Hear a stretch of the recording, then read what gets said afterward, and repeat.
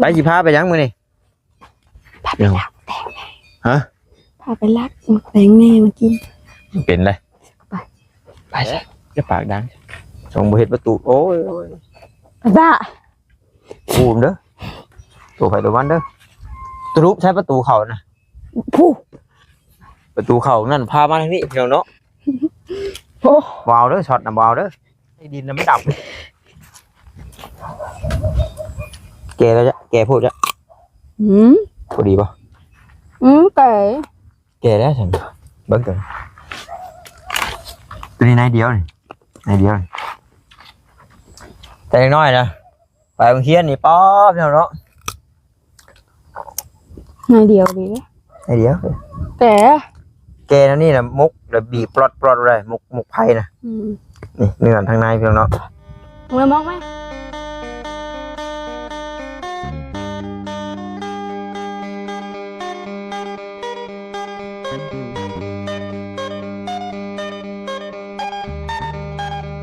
ถึงนั้นปากปากคอใหญ่พอผูกน้องผมแย่เนาะสบายดีเด้อโดยสบายดีเป็นไงบ้งนั่นใช่เอาลำอยู่บัวแม่เอาโมเมนต์นี่มีแต่บ้งนี่นะนี่โอ้นี่เมียน้อยๆนะบัวได้มีโอ้มันมากัดกินอยู่มีเนาะไปสิพาไปยังมื้อนี่พาไปลักแตงแม่ฮะพาไปลักแตงแม่มากินเป็นเลยไปซะจะปากดังซะเนาะเป็นว่าสิพาไปลักแตงทำแม่มากินเพิ่นว่าเอาพี่น้องเนาะจังใดก็ขอกราบทักทายสบายดีเด้อพี่น้องเด้อเนาะ FC กันเบิดสุขคนบ่ว่าอยู่ทางฝั่งลาวฝั่งไทยหรือว่าทางต่างประเทศนำการยินดีต้อนรับเข้าสู่ช่องของเบาต้าบ้านเฮาคือเก่าเนาะพี่น้องเนาะมาต่ออีกคลิปพี่น้องเอ้ยหลังจากขึ้นมาแต่ดำให้ดำหน้ากับน้องน้อยเพิ่นมาหาเก็บมักแตงเก็บผักมะลวกจ้ำแจ่วว่าซั่นหิวข้าวโอ้เนาะตะบ่หิวบ่ปลาบ่ทันใหญ่หรอกนี่ล่ะว่าน้อยอันตัวมุกกินน่ะแม่นดอกบานมาแล้วว่ะบ้านอ้ายเอิ้นเฮ็ดขี้ห้วยนี่โอ้ทางกินโลเลเด้อนี่ฮะมะแขงดอกอะไรมะแขงถึงช่วงเบื่อก็เบื่อได้นี่นะมะแขงไหมเอาละลวกตำแจ่วบ่แซ่บนะโอ้ยน่ะน้องน้อยเพิ่นเอาดอกจูบมันสิแหละพี่น้องมุกนะมันจะเอิ้นเฮ็ดเลือดบ่นั่นแหละช่างกินให้หน่อยนะดอกจูบมันน่ะพี่น้องเอ้ยพวกเชียงรายได้พี่น้องที่เด็ดตัวนี้ค่อนข้างดำหน้าแล้วว่าเป็นช้างหรือมีความเชียงรายได้นะพลาดได้บ่เนี่ยนะเป็นคนสิอ่อนงามเก็บเอาไปมุกบ่อ้ายบ่อยากแนะนำให้กินเนี่ยถึงแม้ว่าเคยกินอยู่แต่ว่าเฮาบ่ฮู้ว่างัวเฮาแต่ละปีมันไปกินหญ้าใช้แบบใดบัดเบื่อได้เฮ็ดนี่นะเห็นหลายคนอยู่ตาตั้งดาเดือกขึ้นมาให้เอาเด้อสวนจะบ่สวนนั้นมีแตงมีบ่ใช่จะออกได้เขาได้แล้วความแบบเลยบืนนะบ่แล้วพูดไปปู่เจ้าแล้วเนาะบืนก่อนโอ้น่ะตัวเป็นดอกอันนั้นมีหมากเนี่ยโอ้ยไปอย่างนี้เลยเอาแล้วบ่มึงใช่นี่แล้วส่งบ่เฮ็ดประตูโอ้ยจ้าปูมเด้อตัวไผตัวมันเด้อตรุใช้ประตูเข้าน่ะผู้ประตูเข้านั่นพามาทางนี้พี่น้องเนาะโอ้วาวเด้อช็อตน่ะวาวเด้อเห็นว่าเจ็บอีหลีทอกหลุดไผนะหลุดปัดไส้บ่เปิดปัดไส้ไว้สิบ่แม่นฮะบ่แม่นค่อยๆได้ลูกกดหลานละวาวน้อยร้านกับกาบเขาแล้วก็เห็นแตงหาเบิ่งด้วยหามากินแล้วไปกินตัวเอาแล้วก็เบิดแล้วมันมีอยู่เด็ดหน่อยโอ้เฮ็ดอันคือน้องน้อยเพิ่นมุกลายเลยพี่น้องเนาะแต่พอเพิ่นจังนี่เด็ดหน่อยใช่จะแม่งจักนี่หามาเอา เอามา กับมักแตงน้อย หางเป็นเบิ่ง ฉันเนื้อบ่ได้กิน โอ้พี่ใจมาชับพร้อมหน่อยๆนะ พวกเป็น อ๋อจะมะนาวบ่ น่ะมีแต่แมงเนาะ นี่นะ มะนาว โอ้มีดวงโจ๊ะบ่เลยหน่อยๆก็ให้ปลูกตัวว่าคือเราแม่ เฮ็ดให้อีก แสดงว่าบ่ปานได้แล้วนี่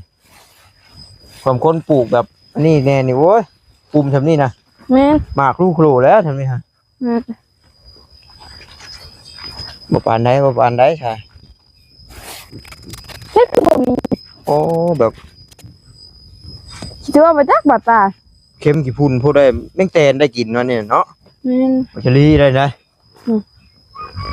ยังแมงก็กินบ่ แม่นให้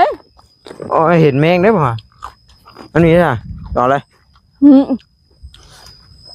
เอาเลยไหมแบบไปล่างเลย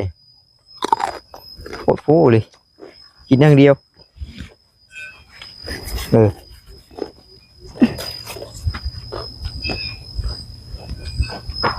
นี่เด้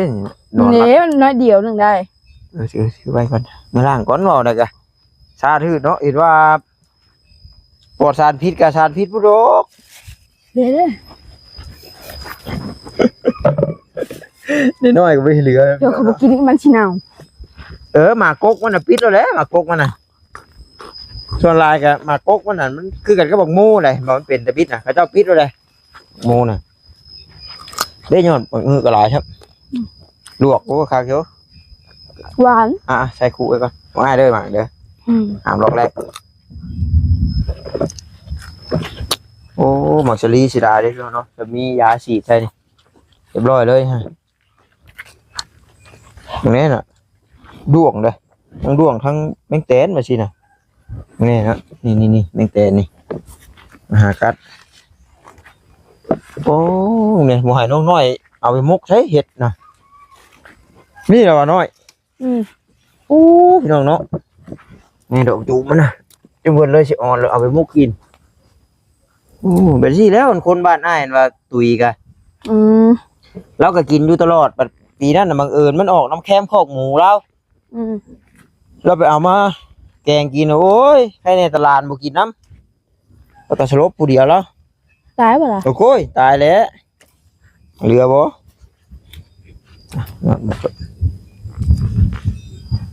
สาเหตุที่เด็ดแฮมนแตกเนี่ยเนาะลวกจำแจวโอ้ยครับแกงพวกนี้ เจ้าก็เคยกินบ่ กินแล้วมื้อนั้นก็ไล่ลวกใช่มีกินอยู่ กินอาหารบ่นี่กะ กินกันทำเฮ็ดกินเบิดอ้ายบริติไหนเบิดนอนลงบวมหมูเบียบน้ำหน่อยกินเบิดล่ะบนสังของแซ่บนะ เบิ่งว่าพริกดิบ อยู่ใช่พี่เด็ก สวนเด้ดกกระปะกระปันพอหยังบวบ ดึงส่งไวบอกให้นุ่งสิทธิ์บอกบ่เคย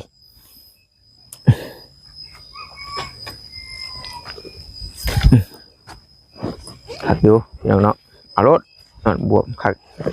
นอนบวมแห้งบวเป็นนั่นคนทำยังจะบ่กินน้ำเฮา กินได้กินวัดลวกนะตัวเคยบ่สุกลวกแล้วก็ใส่ผักหอมเกลือเป็นนัวข้าวคั่วพริกผงแค่โอ้ย ดอกอีหยัง ลวกอันนี้แหละ เอาไหม ลวกมือคักแล้วแซ่บ บ่เคย ผู้มันเด้งไปนอกผู้คักคือการสุกเดินสุกยอด งาม ผักรวมแถวนี้เราแบบปลูกใช่เนาะ บ่ออก บอกว่ามันเค็มโพดเนาะเค็มโพดมันบ่อนคอกงัวแล้วอะ แม่น แต่พ่อแม่เราเป็นคนปลูกแบบบ่ค่อยติดมากมาได้นะนี่นะ นั่นแหละ ภูมิเครื่องแต่งจนทีอันนี้บ่เลยพี่น้องเนาะ เรามีแต่หาปลูกเลยแต่ละ จะคือปลูกค่ะปลูกขลอมแคลมคือคนมาแห้งเนาะ ได้ผักอ่ะนะผักใส่เป็น โอ้บอกจ้ะมันต้องแกงให้เฮ็ดปวก นี่ จำตกลงมาหาแห้งเนี่ยก็เป็นน้องน้อยเพิ่นได้ดำหน้าตลอดนะพี่น้องเนาะแต่ว่าถ้ามันยอมมาแยมไปสิ้นคือบ่ได้ดำโอ้ดังหึ่งขึ้นไปทาง ตลาดนักกุจานพวกพี่น้องเนาะ เล็กตกก็คือแล้ว นี่ออกรอดออกไปนี่หน่อยก่อนออกที่กลัวแต่จะไปบืน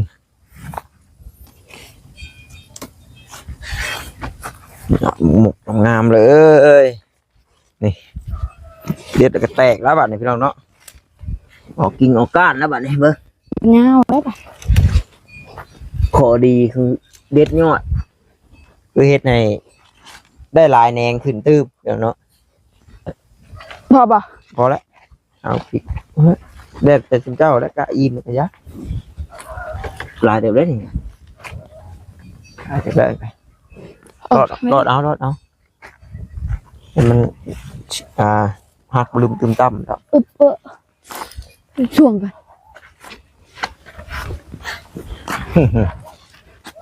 ยอด ป้องเนี่ยลากมันออกนะนี่เลยนะยอดลากมันอยู่ถ้ายอดแนงนะเพิ่นบ่ให้เด็ดนี่ยอดลากเด้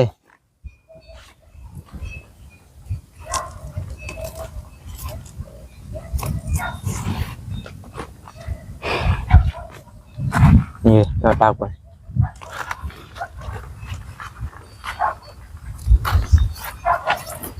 เอาตกได้เมื่อเพื่อนก็ได้ ตัวละ ถึงอยู่ ให้ชื่อได้กันมา ไปเนาะเอาพริกดิบเปิดไว้บีบมะนาวใช่ป่ะขาก็ป้อหมักแดงดำน้อย ใช่ เคยกินบ่ เค นี่ ย ต้มเรือมุกก็ได้กันมาให้เอฟซีเบิ่งด้วยบาตาเอิ้นหมาก หางด ดินดำเรือหมากแดงด ำมาหางดำบ้านเหรอ ำพอมันตกลงมาใส่ดินแล้วมันดำแกแล้วจ้ะแกพูดจ้ะ อืม พอดีป่ะ ไก่ แกแล้วฉันเบิ่งกันตัวนี้นายเดียวนี่แต่น้อยนะไปโรงเรียนนี่ป๊อปเนาะ นายเดียวดีเลย นายเดียว แต่ แกนั่นนี่นะมุกแล้วบีบปลอดเลยมุกไผ่นะนี่เนื้อทางในเพียงเนาะ มือมองไหม เอาละเจ้าทุยเสือแหล่บดแต่ข้าวกี่นุ่งเสือขาวพี่น้องเนาะครบแล้วกันพอขออนุญาตนำเอาข้อเสือใช่ไหมพี่น้องเสร็จโว้ยดำหมดแล้วเอาบ่ติเอามามุกลงเบิ่งบ่กินไปเบิดนะหิวข้าวเนาะแซ่บไปเบิดเนาะกินคืออยากเลยเนาะ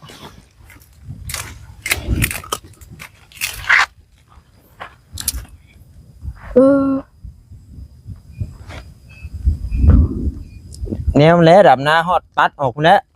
บ้าดำหน้าตัดเล็บเฮ็ดไข่คือสิออกบัดเดี๋ยวข้าวดินู่นไปสิ ออกเลย ออกบ่ เฮ็ดเพาะความหลายนอน อันนี้ได้ เป็นเดินเลยเฮ็ดเพาะ เดี๋ยวนี้จ้ะ บ่ออกแล้ว ออกมันก็สิออกกันอยู่แต่มันบ่ขับไปกินเนาะ แต่ก่อนจะเป็นเดินอยู่เลยคือบ้านสวนด้วย สวนนั้นบ้องพริกนะเด้สวนนี้ก็เป็นกัน มาดก เนาะแบบประมาณนี้ได้พี่น้องอันขึ้นมาแต่ให้แต่หน้าแต่ข้าวอย่างน้อยขึ้นมากกะ อยู่ หาอยู่หากินมาแล้วเทื่อก็ไปหาสอนละหวกเนาะหาสอนละหวกหาเอาแมงดาหาตึกปลาดุกหน้ามาปนได้กี่เพื่อจะได้กินก็ขอห่วงไปหรือเปล่า นังนี่ สุกหรือเปล่าเนาะ สุกแล้ว โดนเถ ไม่ อะ ข่าวมดเลยไหมฮะ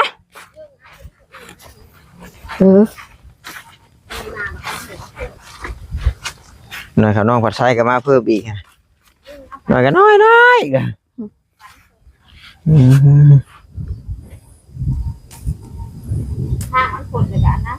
นี่สมพอดีเป็นว่าใช่หน่อยก็พอดีใช่ลายก็พอดี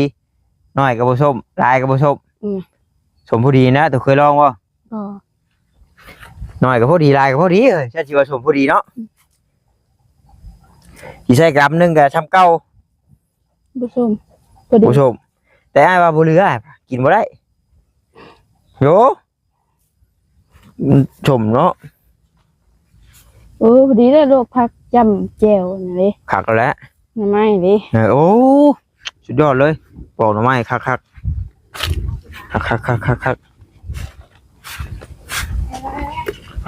ทำไมยังไม่จืดเลย โอ้ยเพื่อน้ำกระจืดแล้ว เนี่ยผมหันบริดังไพ่ใช่เนาะลอกขนออกก่อนติ เราขอเรามากระเปื่อยแล้ว เอามาทำกินบ่ บุลวกโดนเนาะ เออลำพักมานั่นมันก็แนวแล้วเฮ้ยมันก็ลอกขนแล้วอ่ะ นั่นแหละ โอ้โหไปนั่งลอกไปเตียงปุ๊ คนก็คือหยับยามแล้วเรื่องมัน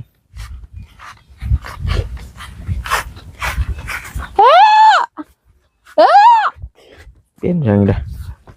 นอกเด้ หนูลอกขนมา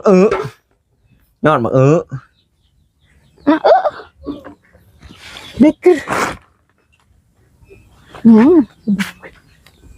แต่ว่าหมายความว่า เบกือ หมายความว่า ก็เบกือบิ๊กไงเลย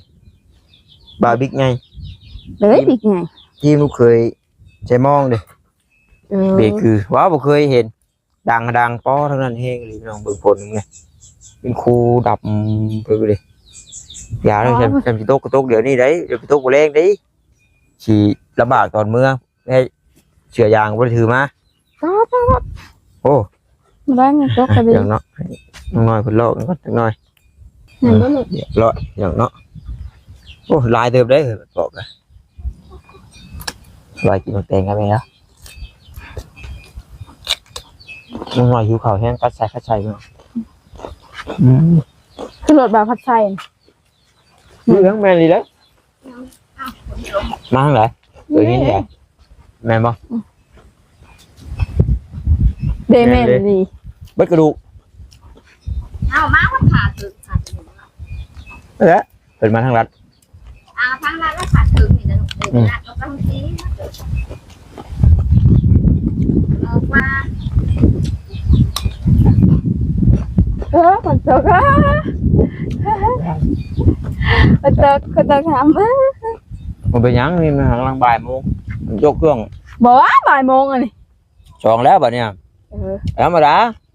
ตกเครื่อง4 โมง5 โมงโอ้ไหวฮะเปียกม